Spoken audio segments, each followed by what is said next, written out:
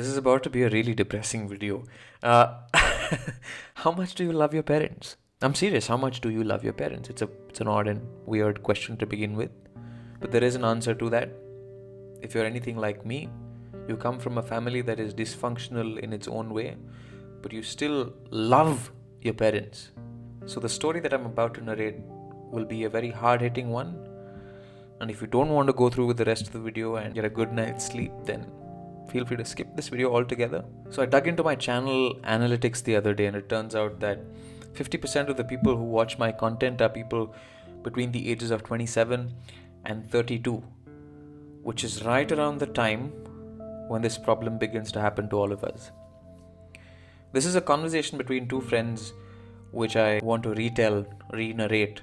There was a dude based out of San Francisco, California, been living there away from home, away from his parents for the last 12 years, just turned 32 years old, Indian guy, parents back in India.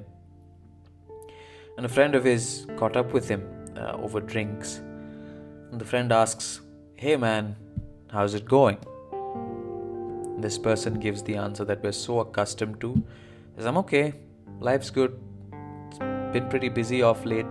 And his friend just blankly stares at him, not buying the answer that he just got. And then his friend says, "When was the last time you met your parents?" This person says, "A year ago.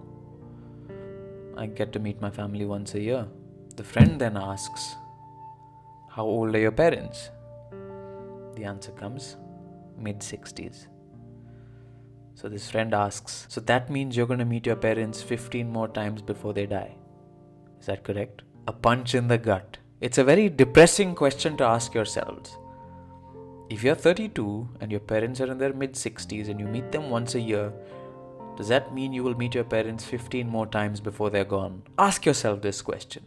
Now, I'm lucky to be around my parents, to be spending the foreseeable future that I have near them, seeing them grow older.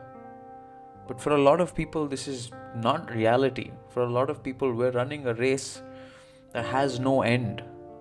We think it has an end in the near future, but it doesn't. The reality is it doesn't. Whether it's money you're chasing, a career, success in terms of titles, whatever it is you're chasing, it's an unending race.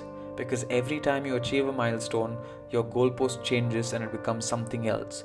And then you think you will go and share it with your loved ones when the time comes, but the time never really does come. My friends out there who are in their mid-20s, late 20s, early 30s, living away from home, if you're getting to spend time with your family once or twice a year, you have finite time left with the people you love most in the world. Our average lifespan is about 80 years. If parents are in their 60s and 70s, then as much as I hate to say it, there's very little time that we have with them. And this story that I just narrated, it's from Sahil Bloom's Twitter account. He's a content creator that I follow, and this is the story that happened to him.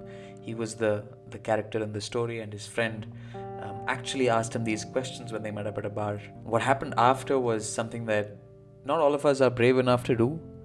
Sahil listed his apartment in California. I mean, he had a candid discussion with his wife. They discussed their priorities in life, and they moved back.